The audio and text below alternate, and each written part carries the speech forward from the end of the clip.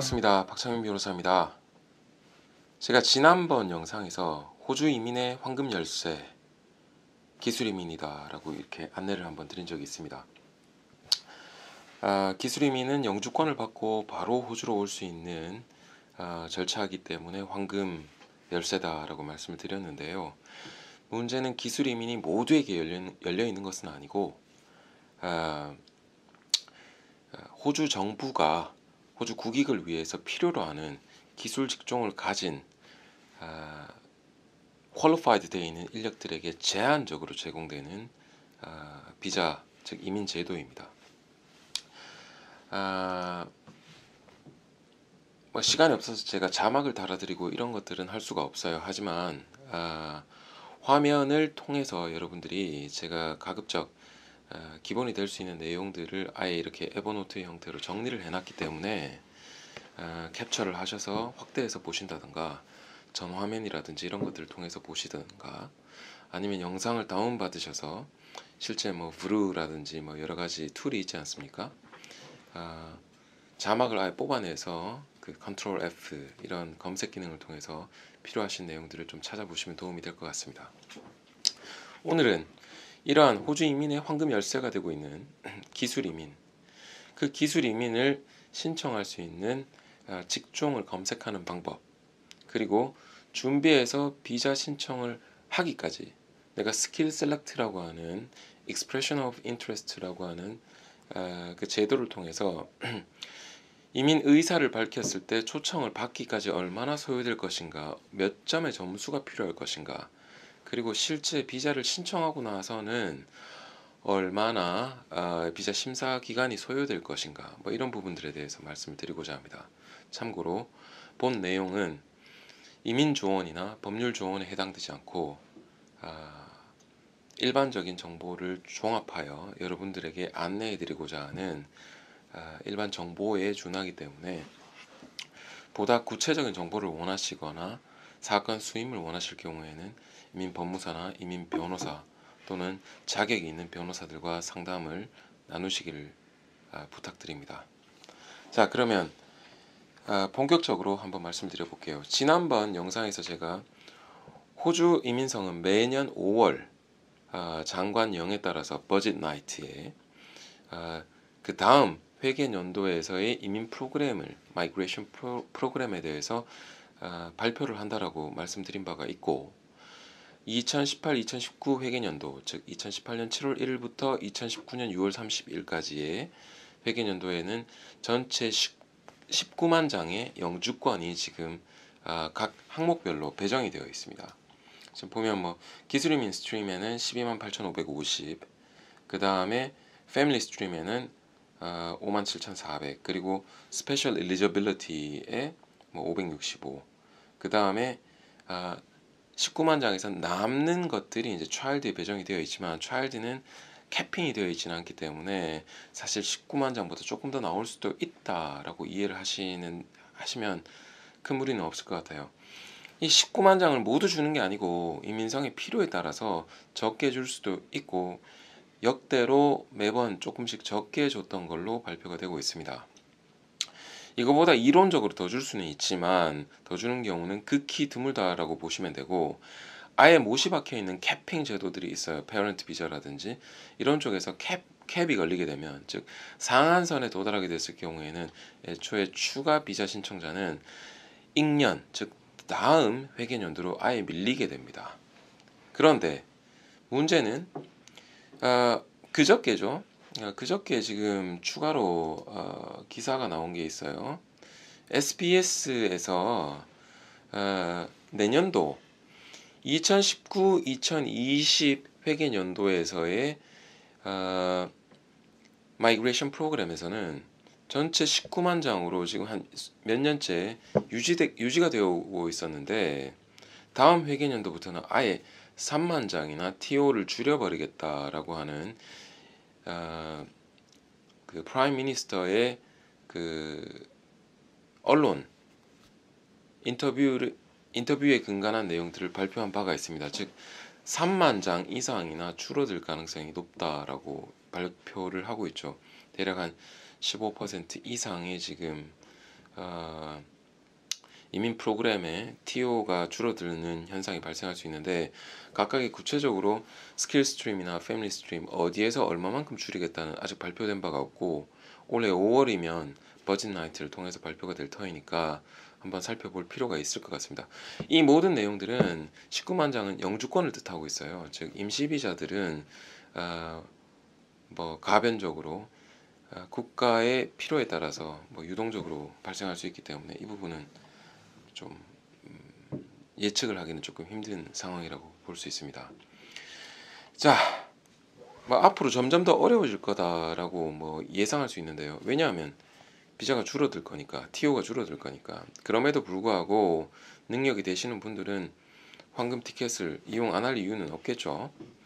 자, 호주 이민이 가능한 직업군에 대해서 한번 말씀을 드려볼게요. 자, 뭐 검색사 그 링크는 여기 있기 때문에 일일이 타이핑을 하시든지 아니면 Skilled Occupation List를 검색하셔서 호주 이민성에서 이제 제공하고 있는 공식 사이트를 보시는 것들이 충분히 가능하리라 생각합니다.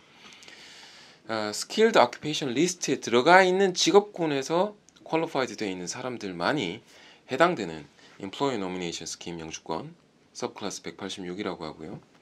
그 다음 RSMS 지방지역에서의 스폰서 영주권 서브클래스 187, 그 다음 서브클래스 189 독립기술이민, 서브클래스 190은 스테이트 노미네이션 즉 주정부 지명이 되게 되고요. 여기까지가 영주권이고 밑에 있는 4로 시작하는 407, 482, 485, 489 비자는 임시비자입니다.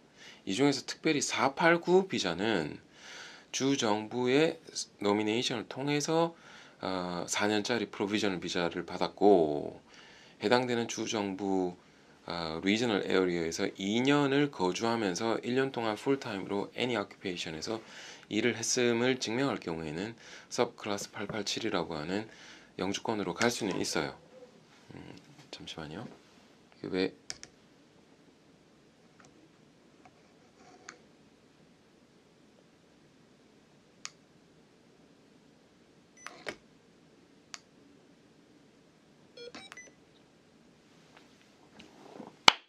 다시 가겠습니다. 이렇게 서브클래스 887 비자는 제가 이제 좌측 윈도우에서도 지금 크로스아웃을 해놨죠. 한 번에 다이렉트로 들어갈 수 있는 비자가 아니고 489 비자가 있는 이들이 진행할 수 있는 비자이기 때문에 현재 호주 이민을 준비하고 있는 분들이 멀리 보고 알고는 계셔야 되겠지만 현재 다이렉트로 직접 신청을 할 수 없기 때문에 첫 번째 고려 대상 이어서는 안 됩니다. 887 비자 가기 위해서는 489 비자를 먼저 갈 수 있어야 됩니다. 489 비자도 역시 점수제 비자이고 점수를 계산하는 과정에서 주정부의 노미네이션을 받았을 경우에 10점이 추가가 된다 정도로 이해를 하고 계시고 아니면 지방지역에 살고 있는 4촌 미만의 친인척으로부터 스폰서를 받게 됐을 경우에 5점 추가를 해서 갈 수 있는데 뭐 일단은 오늘은 구체적으로 말씀을 드리지 않도록 하겠습니다. 자, 이민성 웹사이트에서 여러분들이 아래로 내려오면 Skilled Occupation List에서 검색을 할 수 있는 내용 기능을 제공하고 있습니다. 즉 여러분들이 소프트웨어 뭐 엔지니어라든지 아니면 네트워크 애널리스트라든지 어카운턴트라든지 한국에서 뭐 적정 자격을 갖추고 일을 하고 계신 분들이 있을 거예요. 이런 분들이 내 직업군이 과연 호주 기술 이민이 가능한 직종에 있을 것이냐를 찾아보기 위해서 이곳에서 이제 검색을 해보시면 되는데 제가 먼저 소프트웨어로 검색을 해봤습니다. 해놨어요. 그럼 밑에 occupation의 이름이 좌측 컬럼에 먼저 나오고 그 다음에 기술 이민을 위한 호주의 기술 이민 코드 ANJSCO라고 하는데요. 여기에 코드명이 나오고요. 스킬 셀렉트에서 EOI 신청을 할 때도 내 직업군의 ANJSCO 코드명을 적어야 되고 실제로 기술 이민을 위한 기술 심사를 통과할 때 이런 ANJSCO 코드명을 가지고 신청을 해야 됩니다. 참고로 여기 이제 링크가 걸려 있는데 링크를 누르게 되면 호주 통계청에서 배포하고 있는 각각의 ANJS 코드 내에 있는 ANJS 코드 내에서 정의가 되어 있는 직업군의 태스크 내용들이 나오게 됩니다. 즉 job 타이틀 이름만 이 이름이어서는 안 되고 정의되어 있는 태스크를 실제로 substantially 하고 있음을 증명하였을 때 내가 비로소 호주 정부가 기술 이민을 위해서 활용하고 있는 그 직업군에 내가 해당이 된다를 이야기할 수 있게 되고 실제로 그 직업군을 심사하게 되는 기술심사기구에서 그 직업군에 해당되는 직업과 기술을 갖추고 있는지를 심사할 수 있는 근거가 되게 됩니다. 즉 호주 통계청이 정의하고 있는 이 역할을 하고 있지는 않지만 타이틀만 예를 들어 소프트웨어 앤 애플리케이션스 프로그래머스다. 하지만 여기 있는 일들은 하고 있지 않다. 그럴 경우에는 죄송하지만 호주 이민성이 요구하는 기술 이민을 위한 그 직업군에 해당될 수가 없다라고 이해를 하시는 게 맞습니다. 자, 설명이 복잡했는데 다음에 구체적인 직업군 샘플을 가지고 비자를 준비하는 영상에서 조금 더 상세하게 알아보도록 하죠. 자, Skilled Occupation List 검색을 했어요. 그러면 좌측 컬럼에서 타이틀이 나오고요. Occupation의 타이틀이 나오고 에이전시 스코어 코드가 두 번째 컬럼에서 나오고 그 다음에 이 직업군에 해당이 될 때 비로소 신청할 수 있는 비자들의 리스트가 여기에 나오게 됩니다. 영주권이냐 임시비자냐는 위에서 말씀을 드렸고요. 숫자 1로 시작하는 게 영주권이고 4로 시작하는 게 임시비자 또는 프로비저널 비자입니다.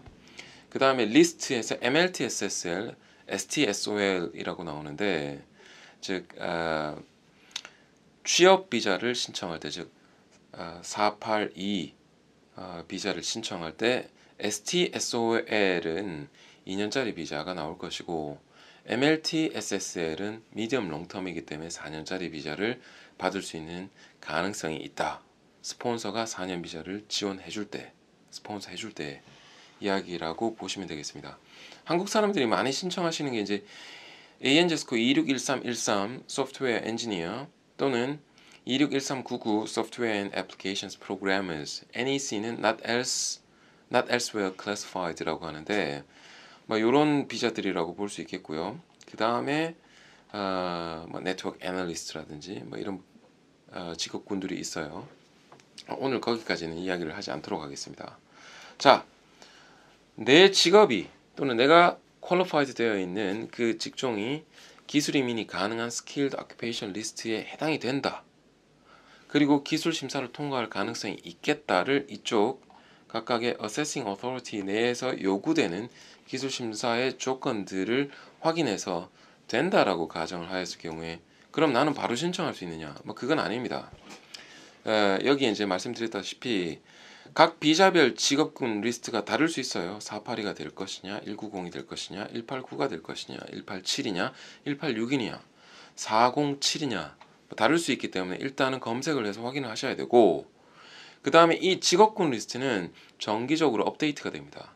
가장 마지막 업데이트는 2019년 3월 11일 지난주입니다. 그리고 이게 보통 7월이 들어가게 되면 또 바뀌게 될 가능성이 있고요. 업데이트가 될 때 무조건 추가되느냐 그것도 아니고요. 있던 게 빠질 수도 있고 추가될 수도 있고 그 다음에 숏텀 리스트에서 미디엄 롱텀으로 이렇게 스위치가 이루어질 수도 있기 때문에 내가 이민을 계획하고 준비하는 시점과 실제로 비자에 대해서 신청을 하거나 아니면 EOI 즉 나를 초청해달라고 접수하는 시점에서 직업군이 들어가거나 빠지거나 할 수 있기 때문에 매번 유의하셔야 될 필요가 있습니다. 하지만 뭐 레디컬한 체인지, 뭐 드래스틱한 체인지가 뭐 생기는 경우는 뭐 썩 흔치는 않은데 주의 깊게 보셔야 될 필요는 있겠죠. 자, 그다음 189, 190, 489 직업군은 기본적으로 기술 심사가 필수이고 사실은 186, 187도 다이렉트 엔트리를 하기 위해서는 기술 심사를 통과할 수 있어야 됩니다. 즉 한국이나 다른 나라에서 그 직종에서 예를 들어 설명되어 있는 이런 통계청에서 지금 요구하고 있는 정의해 놓은 이 직업군의 이 내용들을 내가 substantially 하고 있다만으로 기술 심사 통과가 개런티 되는 건 아니에요. 경력이 몇 년 이상 필요하기도 하고 전공이 필요하기도 하고 특히 엔지니어들 같은 경우에는 뭐 여러 가지 추가적인 조건들이 필요하기 때문에 기술 심사를 통과할 수 있느냐 없느냐가 독립기술이민 또는 주정부 노미네이션 서클래스 190 또는 서클래스 489 비자 신청을 위해서는 키가 될 것이다 라고 말씀을 드릴 수 있습니다. 그 다음 링크가 또 하나 나오는데요. Occupation Ceilings라는 게 있습니다. 이민성이 매년 뭐 19만 장 또는 다음 회계연도에서 16만 장 정의해놓고 세팅을 해놓고 비자를 이렇게 비자 프로그램을 활용할 것이다 라고 설명드린 바 있는데, 그 중에서 뭐 15만 장 가까이 기술 이민에 활용을 하고 패밀리 스트림에 쓰고 뭐 이런 제도가 있는데, 내가 내 직업군에서 기술 심사 통과만 한다라고 해서 예를 들어 신청하면 바로 나올 것이냐, 그건 아니고요. 호주 정부는 저 수많은 직업군들 뭐 대략 뭐 400, 600 뭐 이런 종류의 직업군들 가운데 본인들이 원하는 직업군별로 세일링 즉 캡을 씌워놨습니다. 이번 회계연도에는 특정 직업군은 이거 이상은 영주권을 주지 않겠다 뭐 이런 용도죠. 즉 직업군별 인기도에 따라서 쏠림 현상을 막기 위해서 인기가 좀 적은 직업군에도 기회가 갈 수 있도록 이런 제도를 정해놓았고, 아큐페이션 실링과 더불어 또 프로레타라고 하는 직업군별로 예를 들어 어카운턴트만 15만 장, 16만 장 줄 수는 없으니까 어카운턴트는 프로레타 직업군이기 때문에 대략 뭐 월별로 특정 개수만 주겠다. 소프트웨어 직업군도 마찬가지입니다.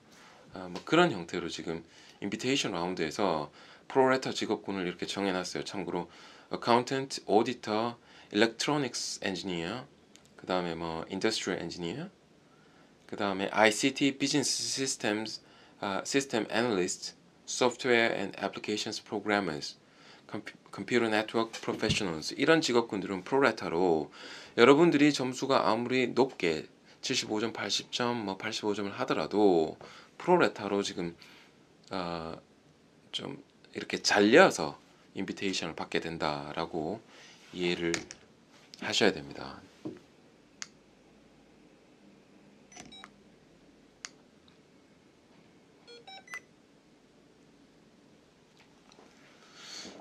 지금 이제 짐버를 통해서 이렇게 세팅을 해놓고 했더니 얘가 뭐 움직이지 않고 미동조차 하지 않으니까 뭐 사용을 하고 있는 걸로 지금 인지하고 자꾸 셧다운이 돼요. 불편함을 드려서 죄송하고, 그렇다고 제가 거기 맞춰서 이렇게 할 수도 없는 거니까 일단은 넘어가도록 하겠습니다. 현재 제가 이제 이런 영상을 준비해야 되겠다라고 한 달쯤 전에 이렇게 영상을 위한 어떤 계획표를 쓰고 자료를 준비할 때만 하더라도 189 비자, 190 비자는 대략 3개월에서 11개월 가량, 그 다음에 190 비자는 뭐 한 2달 반에서 8개월 가량의 심사 기간이 소요된다 뭐 이렇게 됐었는데, 지금 제가 어제자로 지금 보니까 좀 변동이 있었어요.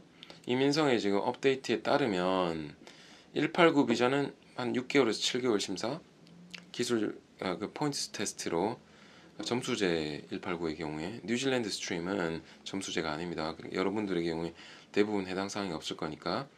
그다음 190 스테이트 테리토리 거버먼트의 노미네이션을 받은 분들의 경우에 9개월에서 11개월 정도 심사 기간이 소요된다고 합니다. 좀 변동이 있죠.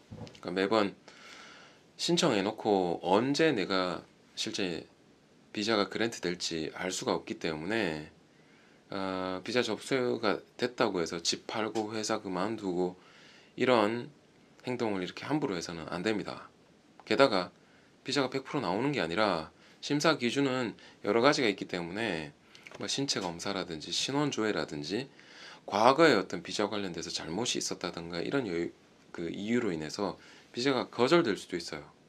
근데 뭐 집 팔고 회사 그만두고 뭐 연금 찾겠다고 이렇게 뭐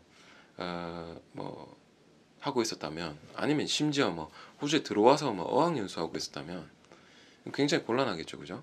그러니까 각별한 주의가 필요합니다. 비자는 개런티드 된 게 아니고 나올 때 실제 나온 거지, 그랜트 되기 전까지는 함부로 예단을 해서는 안 됩니다. 자, 제일 중요한 부분을 한번 말씀드려 볼게요. 이민성 장관의 초청제로 기술 이민 제도가 바뀐 이후부터는 스킬 셀렉트라고 하는 곳에 내가 이민 가고 싶다라고 해서 내가 직접 계산한 점수를 가지고 EOI 제도에 내가 먼저 접수를 하게 되고, 높은 점수와 직종별, 아까 프로레타 직업군이냐 아니냐 뭐 이런 것들 가지고 판단을 한다고 했어요. 즉 이런 평가를 통해서, 비교 분석을 통해서 이민성 장관이 결국 자, 비자를 접수하라라고 인비테이션을 해주게 됩니다. 인비테이션을 서면으로 받지 않은 경우, 즉 이메일이나 이런 걸로 받지 않은 경우에는 초청받지 않은 거예요. 그러니까 내가 신청하고 싶어도 비자를 신청할 수 없습니다. 초청을 받고 비자를 신청한 경우에는 아까 뭐 일반적으로 소요되는 시간이 있다라고 말씀을 드렸어요. 근데 내가 뭐 계산을 해보니 70점이다, 75점이다. 지금 패스 마크는 65점이지만 65점으로는 초청을 받을 가능성이 거의 제로에 가깝고요. 80점이다, 85점이다. 이론적으로 한 85점 정도까지는 정말 영어 잘하고 경력이 빠방한 사람들, 그 다음에 배우자의 기술이 있다거나 아니면 나티, 즉 통번역 자격을 갖출 수 있는 그런 수준에 해당되는 사람들이라면 불가능하지는 않습니다. 특히 이제 호주에서 유학을 한 사람들. 자, 그런 분들이 점수를 갖췄다. 그럼 뭐 스킬 셀렉트에 EOI 신청하자마자 바로 인비테이션이 될 것이냐? 그게 아니고요. 이민성은 매달 한 번만 인비테이션을 보내게 됩니다. 지금 현재는 매월 11일에 인비테이션을 지금 보내고 있고, 3월 11일을 준해서 이제 3월달 인비테이션을 받을 분들은 이미 받았다라고 보시면 되겠고, 현재까지 받지 못한 분들은 3월달 라운드가 이미 넘어갔어요.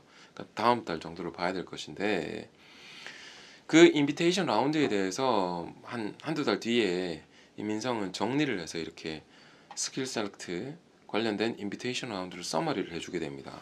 가장 마지막 최종 이제 보고는 커런트 라운드라고 해서 오늘 2019년 3월 20일자로 봤을 때 가장 마지막 정보는 2019년 2월 11일 라운드에서 도대체 몇 점짜리를 어떤 직업군에 해당돼서 지금 인바이트를 했느냐를 보여주고 있어요. 참고로 2019년 2월 11일에 인비테이션은 전체 이제 1,500장만 인바이트를 했습니다. 189 비자에서 1490, 그 다음에 489 비자에서 10장을 이렇게 인바이트를 했는데, 보시면 통계를 보면 95점 이상 5명, 90점 10명, 5명 미만 10명, 그 다음에 85점 229명, 그 다음에 80점인데 271명, 75점의 경우에 945명 인바이트 초청을 했고, 70점의 경우에 32명만 인바이트를 했어요.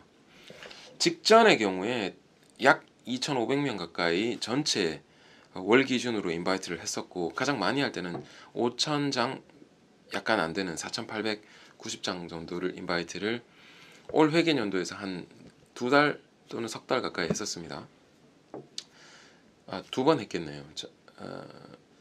과거 previous 익월 전월의 정보들을 이렇게 조회할 수 있기 때문에 한번 디테일즈를 눌러서 보시면 되겠고요. 제가 지금 말씀드린 내용은 이제 6월 말까지 오면서 인바이트, 즉 초청하는 초청 인원수를 줄이고 있습니다, 이민성이. 그렇기 때문에 점점 더 초청받을 수 있는 확률이 6월 말까지는 줄어들 것이고, 7월이 되고 나서도 한 번에 5,000장씩 이렇게 인바이트 하는 것이 아니고, 예년의 추세를 보자면 12,000장, 2,500장 이렇게 하다가 한 5,000장 가까이 또 여러 수개월 하다가 또 2,500장으로 좀 줄여서 하고 1,500장으로 줄여서 하는데, 특히나 내년 회계연도에는 3만 장이나 줄이겠다라고 이미 예고를 하고 있죠. 어떻게 될지 지금 예단할 수 없습니다. 즉 점수가 됐을 때 빨리 신청을 해놔야 파이프라인, 즉 스킬 셀렉트 심사 대상에 있다가 픽이 되겠죠.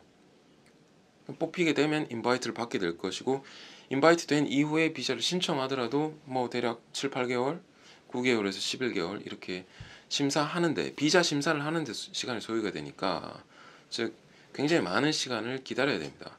이민을 결심하고 서류를 준비하여 스킬 셀렉트에 신청을 하고 인바이트가 된 다음에도 심사하는데 이만큼의 시간이 소요가 더 되니까 이민은 롱텀으로 생각하고 준비를 해야 되겠죠, 그죠? 다른 말로 하자면 이민을 가야 되겠다 결정을 하고 나서 내가 마음의 준비를 하고 서류를 준비하고 영어 관련, 가서 취업 관련, 창업 관련된 준비를 하기에도 어쩌면 충분한 시간이 있을 수 있고, 가족들끼리 마음의 준비를 하고 자녀의 교육을 위해서 준비를 하는데도 충분한 시간이 있을 수 있습니다. 즉 멀리 보고 준비를 한다면 이민 할만합니다. 너무 내일 당장 가야 되기 때문에 천지개벽이 벌어진다라고 생각할 필요는 없다라고 생각을 하고 있죠. 자, 이제 보다 중요한 내용을 한번 말씀드려 볼게요. 지금 뭐 75점이어도 인바이트를 받을 수 있고 70점이어도 인바이트를 받을 수 있다라고 했는데, 특별히 이제 좀 유명한 직업군의 경우에는 프로레타 직업군이라고 해서 70점 됐다라고 인바이트가 되는 것이 아니라, 자, 이런 유명 직업군의 경우에는 어카운턴트는 85점 돼야지 지금 인바이트가 되고 있고, 85점이 되더라도 뭐 지금 보면요, 75점의 경우에 2018년 9월 6일자로 스킬 셀렉트 신청을 한 사람들이 지금 인바이트가 되고 있어요. 즉 무려 한 6개월 이상 전에 75점이 되는 형태로 넣은 분들이 인바이트 되고 있다는 얘기죠. 그러니까 2018년 9월에 신청을 했더라도 70점으로 신청을 하는 사람들은 이미 아직 초청의 대상도 되고 있지 않습니다. 왜? 인기 직종이기 때문에, 프로레타 직업군이기 때문에. 다른 직업군에서는 70점 이어도 지금 인바이트가 되고 있는데, 보면 32장밖에 2019년 2월 11일에는 인바이트가 안 됐어요. 즉 다른 직종에서 먼저 70점으로 신청한 사람들 중에서 32명이 이제 잘려나갔다라는 내용이기 때문에, 그 이후에 신청을 한 사람들은 75점 위가 되어야지 인바이트가 되고 있다라는 얘기고, 그조차도 지금 1490장이라고 하는 전체 그 인비테이션 TO가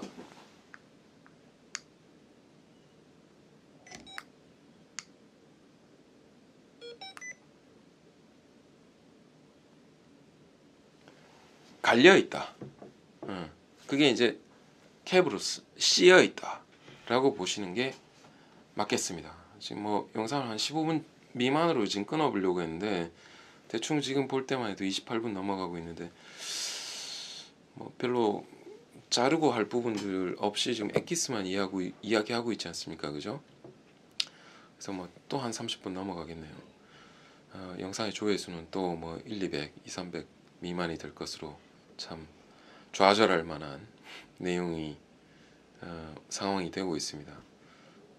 시간 들이고 공 들여서 이렇게 준비해서 제공 드리고 있는데, 도움이 될 만한 주변 분들이 있으면 영상을 많이 소개해 주시고, 또 좋아요와 구독 통해서 제가 이렇게 힘내서 재미나게 영상을 찍을 수 있도록 좀 성원해 주시면 좋겠네요. 자, 오늘 가장 중요한 부분 말씀드릴게요. 앞으로의 전망에 대해서. 지금 좋아, 2019년 2월 11일까지 어떻게 돌아갔고, 스킬 셀렉트라고 하는 이 EOI 시스템이 어떻게 돌아가고, 몇 점이 어떻게 인바이트 되어 있고, 전체 프로그램이 19만 장 중에서 몇 장이 지금 뭐 할당이 되어 있고, 뭐 그런 거 들어서 좋은데, 앞으로 뭐 어떻게 예상할 수 있을 것 같은데 라고 저한테 물어보시는 분들이 많이 계십니다. 제가 이 정도 점수밖에 안 되는데, 뭐 지금 준비했을 경우에 한 얼마쯤 뒤에 비자가 나올까요? 뭐 제가 답을 드릴 수는 없고요. 링크를 가지고 말씀드려 볼게요.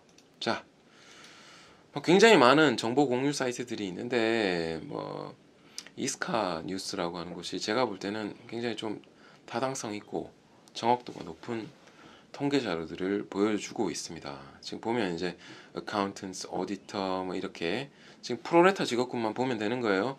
나머지 직업군의 경우에는 마지막 스킬 라운드에서 있었던 것보다도 높은 점수가 일단 필요할 것이고, 그 중에서도 각 월별로 지금 얼마만큼 인바이트 하느냐가 내가 다음 달에 인바이트 될 확률이 높으냐 안 높으냐라고 보면 되는 거니까.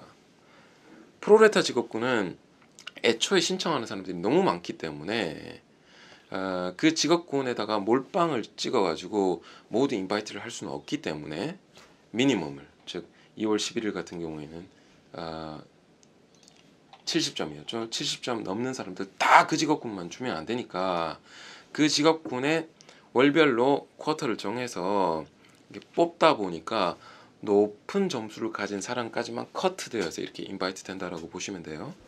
어카운턴트는 85점 넘어가면 4월 11일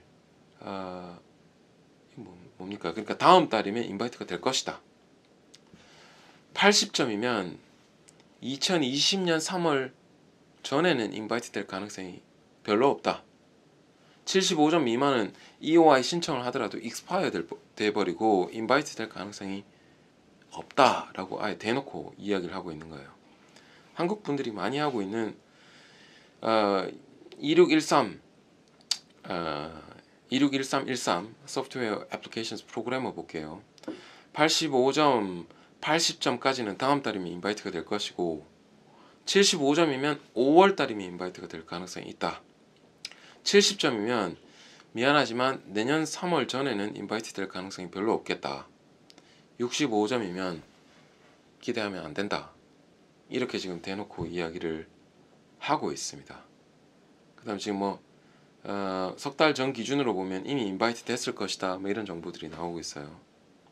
그 다음 프로레타 직업군이 아닌 경우에는 70점이면 올해 한 11월 정도면 인바이트가 될 것이고, 석 달 전 기준으로는 석 달 전에 이미 스킬 셀렉트를 넣은 분들의 경우에는 7월이면 인바이트가 될 가능성이 높다. 이런 정보들을 이스카 웹사이트에서 이렇게 많은 사람들의 정보들을, 카더라 정보들을 모아서 이렇게 공개하고 있는 겁니다. 링크는 제가 여기에 달아놨으니까 보시면 되겠고요.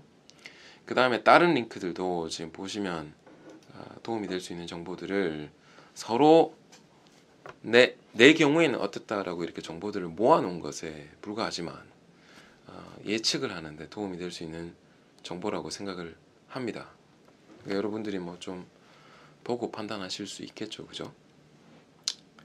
기술 이민, 호주 이민의 황금 티켓이라고 지난번에도 강조했었고, 지금도 역시 저는 여러분들에게 강조해서 말씀드릴 수 있습니다. 그리고 skilled occupation에 해당되는 직종에서 일을 하고 계시고 qualified 되어 있고, 기술 심사를 하는 기술 심사 기구에서 여러분들이 suitable 하다, 즉 통과를 시켜주는 기술 심사 결과를 내줄 수 있는 경력이나 학력, 또는 이 경력과 학력의 조합을 가지고 계시다면 호주 기술 이민을 고려하실 수 있습니다. 조건은 충분한 점수를 맞출 수 있어야 되고요. 그 점수는 어디에서 들 것이냐, 나이 밴드를 통해서 점수가 주어지고, 그 다음에 영어 실력, 그 다음 경력, 호주에서의 학위가 있느냐, 아니면 호주가 인정하는 타 국가에서의 학위가 있느냐, 그 다음에 배우자의 능력은 어떻게 되느냐, 통번역 기술이 있느냐, 이런 여러 가지를 가지고 점수를 끌어모아야 됩니다. 검색하면 금방 나오니까. 그리고 또 저희 법무법인 박앤코에서도 그런 테이블을 이제 제공하고 있으니까 검토하시고요. 그래서 현재 추세상 인바이트 되고 있는 점수 밴드를 넘어갈 수 있다면, 또는 예측할 수 있는 대기 기간 내에서 대기하면서 호주 이민을 준비할 수 있다면 한번 고려해 보십시오. 호주에 오셔서 저를 비롯한 이미 정착한 사람들과, 또는 호주 현지인들과, 또는 이미 와 있는 또는 함께 이민을 오고 있는 마이그런트들, 이민자들과 이 땅에서 살아볼 의지가 있고 각오가 되어 있는 분들, 또 그런 능력이 있다라고 판단하시는 분들은 호주 이민을 진지하게 고려해 보시기를 조언해 드립니다. 뭐 결정은 여러분들이 하는 거죠. 결론 한번 내려볼게요. 비자는 줄 때 받아야 되고요. 그 다음에 언제 줄 것이냐를 여러 가지 예측 정보들을 통해서 예상할 수 있습니다. 그 예상이 조금씩 오차가 있을 수는 있겠지만, 그리고 비자가 승인될 것이다 라고 미리 판단하고 뭐 집 팔고 회사 그만두고 이런 섣부른 행동을 함부로 하는 것은 현명하지 못합니다. 절대 그러셔서는 안 되고, 비자가 거절될 수 있는 사유들은 신체 검사나 신원조회, 그 다음에 과거의 부정한 행위들, 또는 이민성의 실수로 거절이 될 수도 있어요. 뭐 이런 여러 가지 사유들이 있을 수 있기 때문에 고려하셔야 되고, 가능성을. 그 다음에 한번 거절됐다고 자동으로 이렇게 뭐 앞으로 뭐 무조건 거절되느냐, 그건 아닙니다. 뭐 카더라라는 정보에 근거해서 호주 이민 물 건너갔네 뭐 이렇게 생각하실 이유는 없고요. 그 다음에 이민을 한 번쯤 고려해 보셨다면 호주가 뭐 당연히 매력적인 이민의 대상지가 될 수는 있지만 호주 말고 뭐 답이 없느냐, 뭐 그런 것도 아닙니다. 그러니까 여러분들이 한번 호주든 다른 나라든 판단을 한번 해보시면 좋겠죠, 그죠? 각 나라별 특징과 특색이 있고, 그 다음에 여러분들이 쓸 수 있는 랭귀지나 아니면 경험해본 과거의 뭐 어떤 뭐 여행의 추억이나 그곳에서의 어떤 문화적 뭐 기질의 특성상 더 적응을 쉽게 하고 내 가족들이 자리 잡기에 편하고 내가 가진 경제적 어떤 자산의 규모가 그 나라의 정착을 위해서 도움이 될 거냐 말 거냐를 판단하실 수 있을 테니까요. 그 다음에 현재 한국이 단순히 살기 힘들다, 어디 다른 데 가면 더 낫지 않겠느냐, 이런 생각에서 이민이 여러분들의 탈출구가 되는 경우는 없었으면 좋겠습니다. 그곳에서 살기 힘든데 뭐 사는 지역이 바뀐다고 뭐 천지개벽이 이렇게 일어나지 않습니다. 그리고 또 그렇게 왔을 경우에는 내가 왕년에 이랬는데 라고 과거를 이렇게 곱씹는 경우가 생기는 확률이 훨씬 더 높아지기 때문에 제가 많이 봤는데 썩 권할 만한 상황은 아닌 것 같고요. 차라리 이민 가지 않고 한국에 있을 걸 하면서 후회하는 경우가 생길 수도 있어요. 이민은 함부로 생각하는 것은 아니고, 그리고 내 혼자만의 미래가 아니라 온 가족의 미래, 한국에 남겨두고 오는 가족들의 미래에도 영향을 미치기 때문에 가족과 친구들, 직장과 사회에서 이렇게 인연을 맺었던 모든 사람들에게 크고 작게 영향을 미치는 결정입니다. 그러니 진지하게 고민하셔서, 또 고민을 하신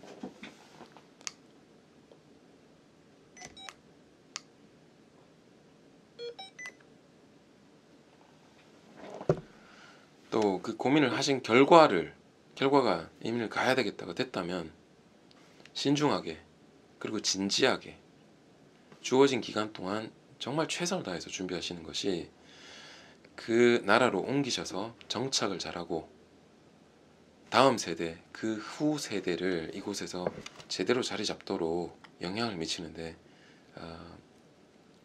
뭐 크게 좌우할 거라고 생각을 합니다. 현명한 이민 생활, 또 이민을 갈 것이냐 말 것이냐를 고민하는데 현명한 결정을 내리실 수 있는 정보가 되었으면 좋겠고요. 법률 조언 또는 이민 조언이 아니었고 호주 이민 관련된 정보들을 안내해 드리는 정도라고 이해해 주십시오. 감사합니다.